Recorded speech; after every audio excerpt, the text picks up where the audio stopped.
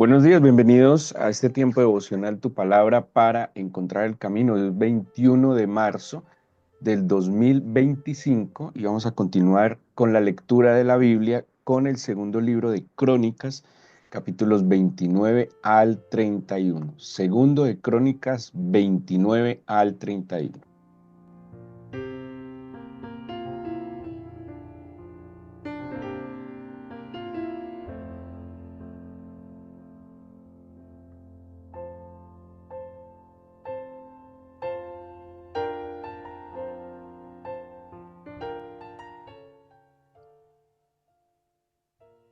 Hoy la lectura nos presenta un personaje muy importante, muy interesante en esta época de la monarquía y es Ezequías.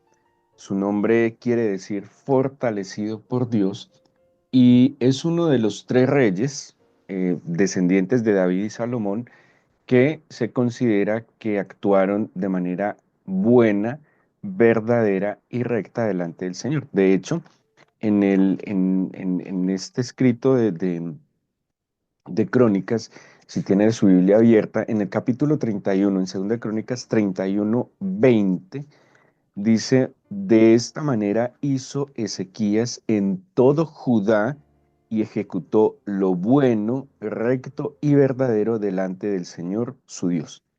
Había algunos que hacían lo bueno, ¿sí? Cosas buenas como intentar quitar los dioses ajenos, ¿sí?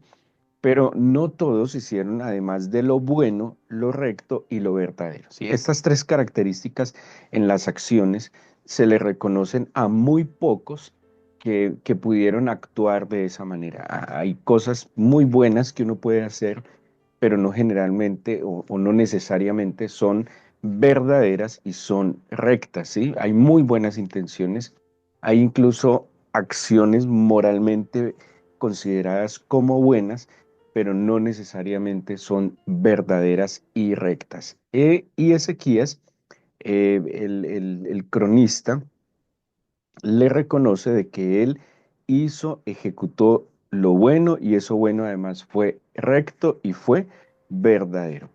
Ezequías, como les decía, es uno de los tres buenos reyes que tuvo Judá. Ya dijimos que en el norte, en Israel, no hubo ninguno bueno, pero en el sur, además pues de David y la buena época de Salomón, Salomón tuvo una buena época, aparecen tres reyes. Uno es Josafat, del cual ya estuvimos hablando, otro es Ezequías, de quien estamos hablando, y el otro es Josías, que va a ser conocido como el niño rey, ¿sí?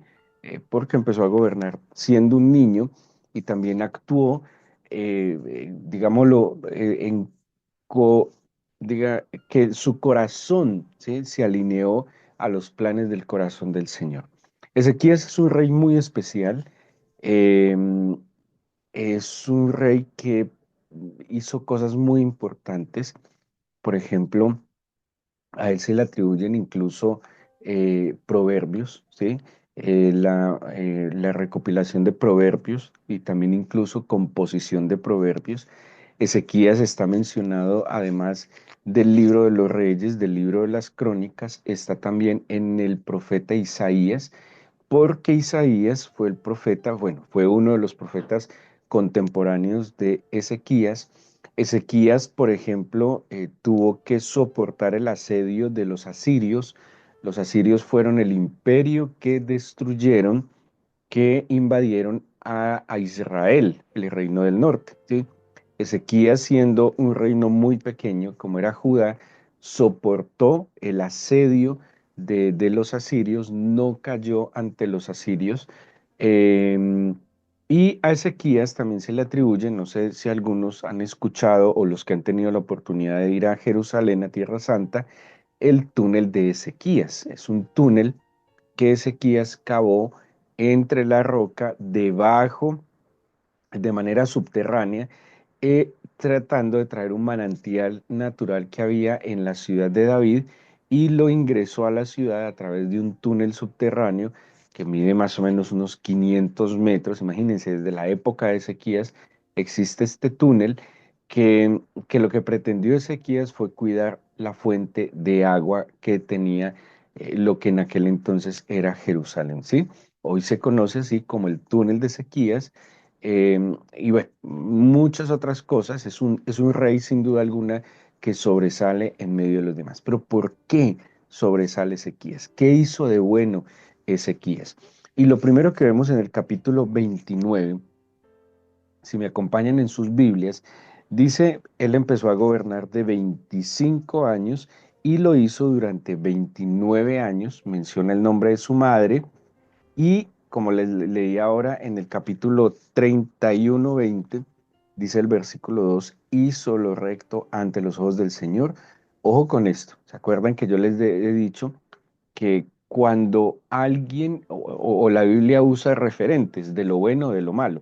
Pues cuando alguien actúa bien se convierte en un referente de lo bueno y cuando actúa mal en un referente de lo malo. David se convierte en un referente de lo bueno y miren, comparan Ezequías nada más y nada menos que con David. Dice, hizo lo recto ante los ojos del Señor conforme a todas las cosas que había hecho David, su padre. Y lo coloca como hijo de David, ¿sí? Obviamente David, imagínense que Ezequías es el decimotercer rey de Judá, o sea, David literalmente no es su padre, es su ancestro, pero lo coloca como hijo de David porque la Biblia y el cronista entiende que sus comportamientos son comportamientos como de David. En el capítulo 29, entonces, en nuestras Biblias, de nuevo les explico, estos títulos no son originales, son títulos puestos por los traductores y editores bíblicos, pero sin duda alguna nos ayudan mucho a la comprensión de lo que vamos a leer. Y ahí aparece un título que dice, Ezequías restablece el culto del templo. Muy importante. Ezequías pudo haberse enfocado, no sé, en el tema tributario, en la seguridad, bueno, en tantas cosas, pero Ezequías tuvo una fuerte inclinación hacia el Señor, ¿sí? Y eso es lo que hace que sea, como les mencioné, uno de los tres reyes que sobresale por su buen comportamiento ante, en la historia del pueblo de Israel, ¿sí? Porque él decidió ante todo restaurar el templo y el culto. Dice el versículo 3 que en el primer año de su reinado, o sea, iniciando, le dio prioridad, esto demuestra que le dio prioridad al culto, él le dio prioridad a la adoración al Señor. Dice que en el mes primero, o sea, inmediatamente comienza su reinado, abrió las puertas de la casa del Señor y las reparó. ¿Qué indica esto? Que el pueblo de Judá había dejado de adorar, ¿sí? Claro, ahora, cuando el Señor deja de ser el centro de la vida de alguien o del pueblo de Israel, pues obviamente, ¿de qué se va llenando el corazón? De altivez, de soberbia, de orgullo, de mentiras, de engaño, de maldad, y pues obviamente eso hace que la sociedad entre en un progresivo deterioro. Ezequías identificó eso, ¿sí? Que el pueblo de Judá había venido cuesta abajo y entendió que la razón era porque habían dejado el culto y la adoración. Además de que abre las puertas, ¿sí?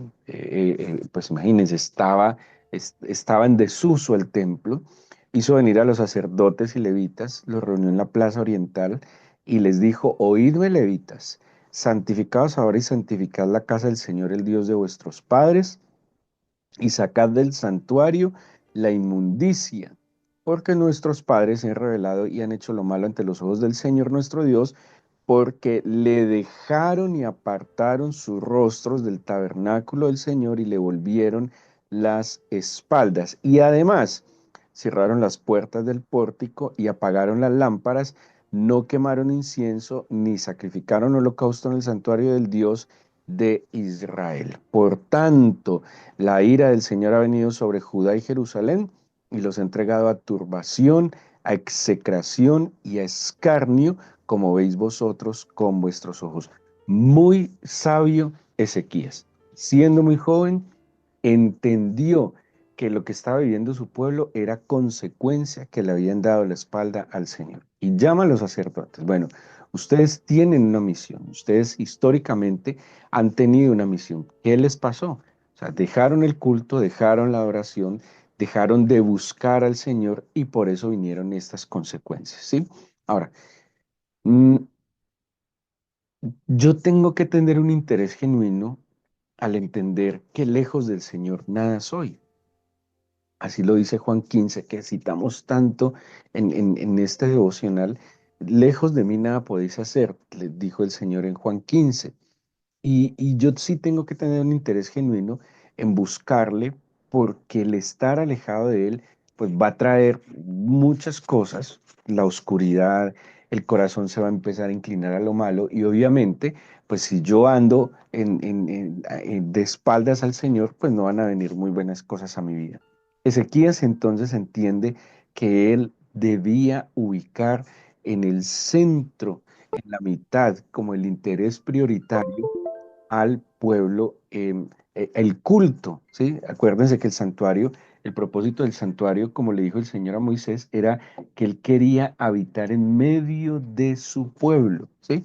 Y, y pues que él fuera el centro, que él fuera el vínculo de cohesión nacional, pero en lo que está viendo Ezequías acá, ellos habían abandonado el culto. Em, Ezequías demuestra que él tuvo una fuerte cercanía con el Señor y no solo él, sino que llevó en esta, digámoslo, restauración. Esto es una reforma nacional, es una reforma que no tiene que ver con temas económicos, sociales, políticos, sino espirituales. Sí, es una reforma que está llevando a que el pueblo ponga al Señor en el primer lugar. Seguramente en algunos escenarios fue popular, pero en algunos otros escenarios seguramente fue impopular, ¿sí? Porque quien está alejado del Señor y endurecido su corazón seguramente no quiere, o aquel que está actuando mal y no quiere dejar de hacer lo malo, pues obviamente todo este tema espiritual es una locura y es una idiotez.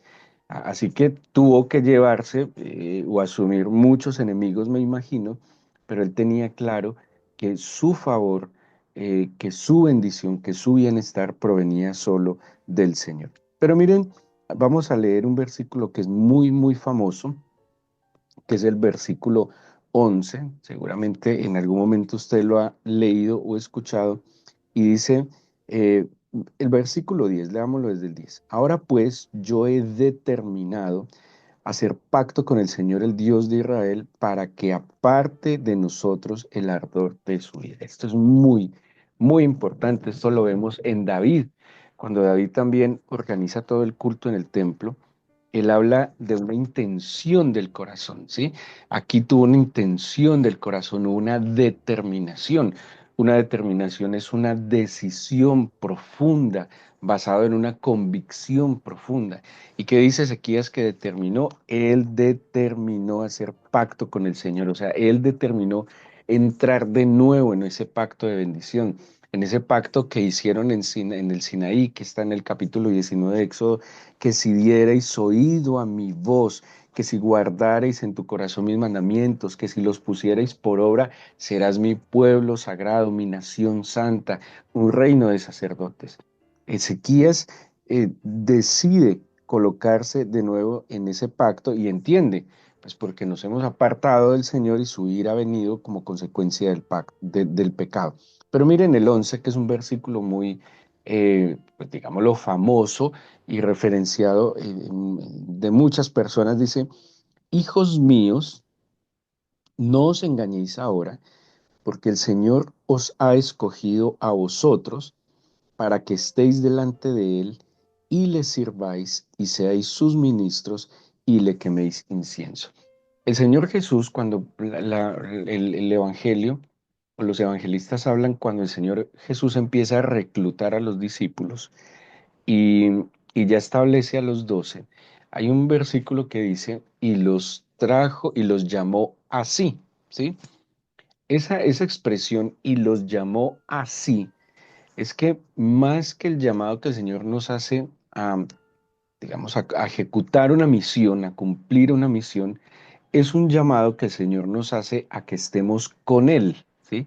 De nuevo, el Señor Jesús dice, los llamó así, no los llamó simplemente para que fueran y llevaran el evangelio. Claro, ellos iban a llevar el evangelio, pero cuando el Señor partiera.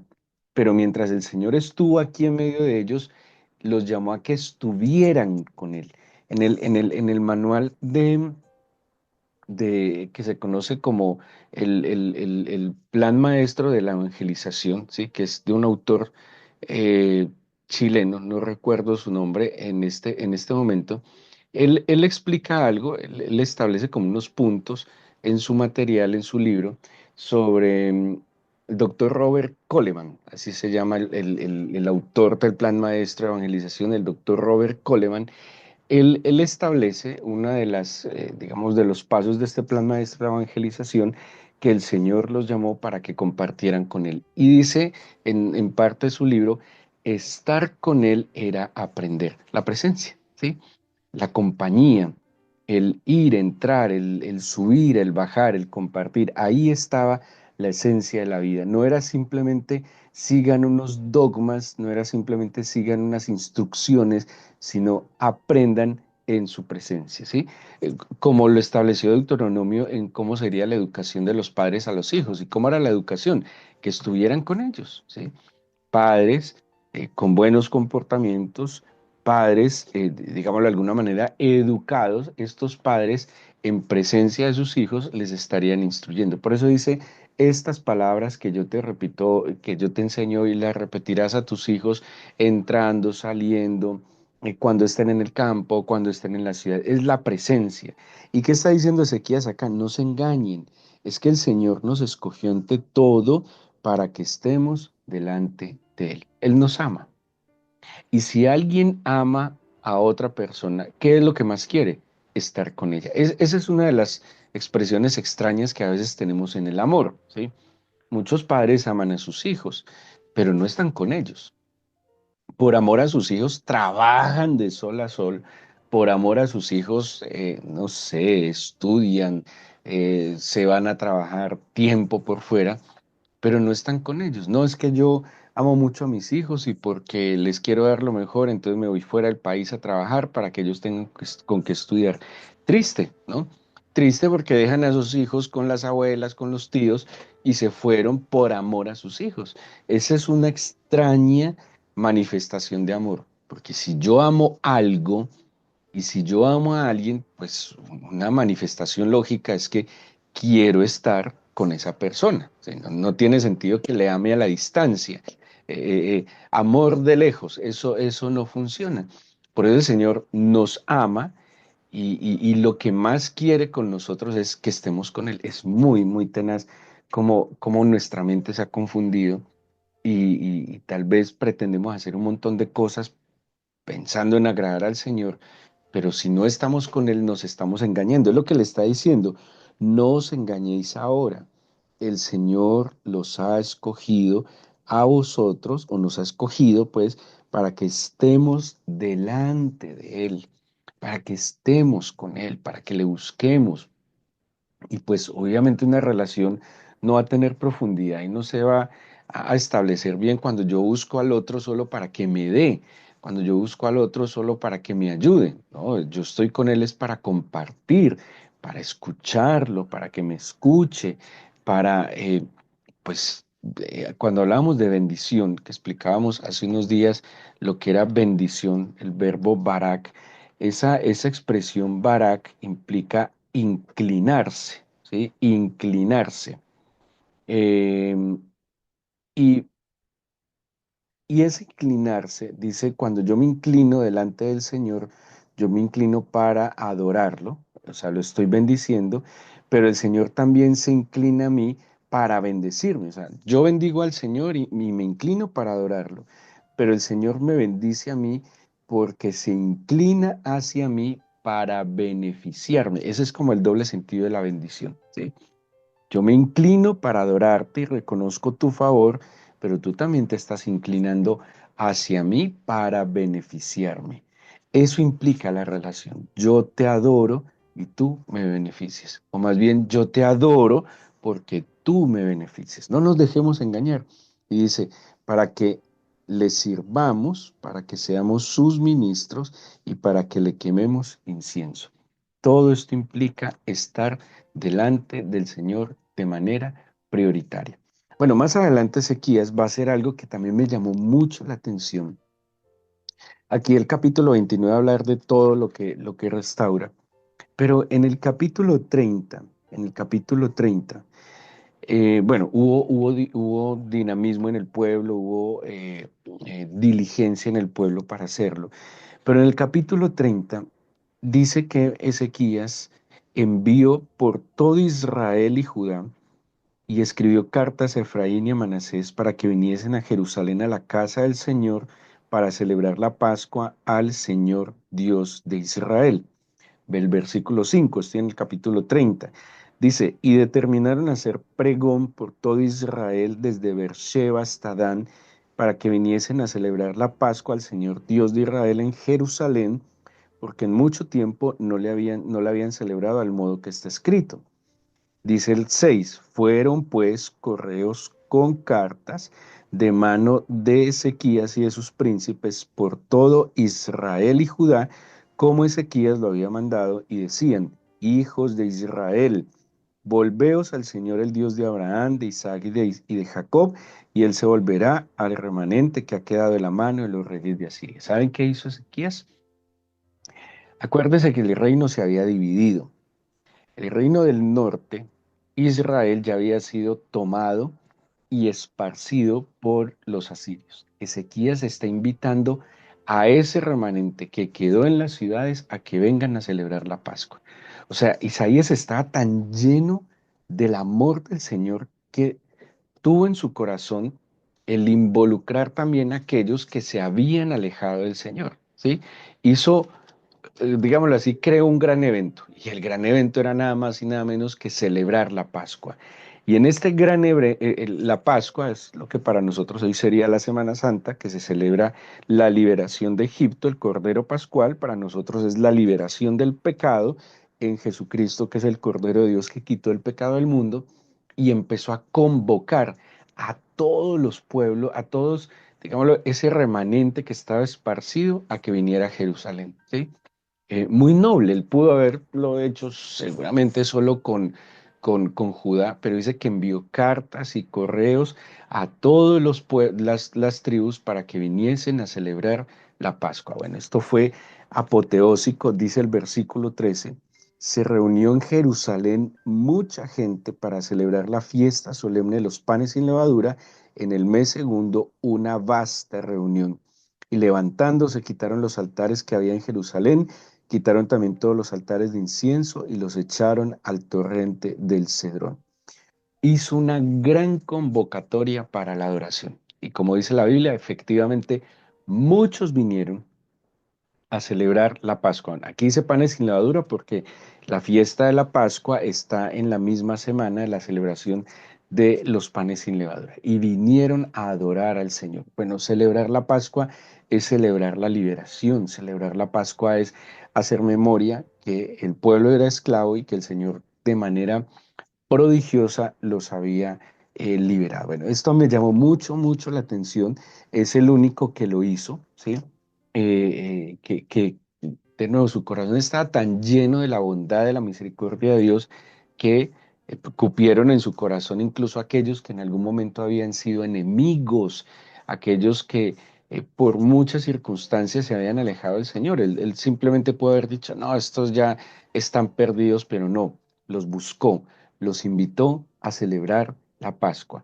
Y efectivamente muchos vinieron. Ahora, había más riesgo que ninguno viniera si no eran invitados, pero si eran invitados, pues quedaba mitad y mitad de posibilidades de que vinieran pues a la convocatoria de subir a Jerusalén a celebrar la Pascua. Bueno, dice, termina el capítulo 30 que ellos se gozaron, destruyeron las imágenes de acera, destruyeron los lugares de culto, pero además Ezequías se atrevió a tumbar un ídolo muy poderoso que el pueblo de Israel tenía y era la serpiente de bronce que Moisés había levantado en el desierto. Se llama o se le denomina Neustán.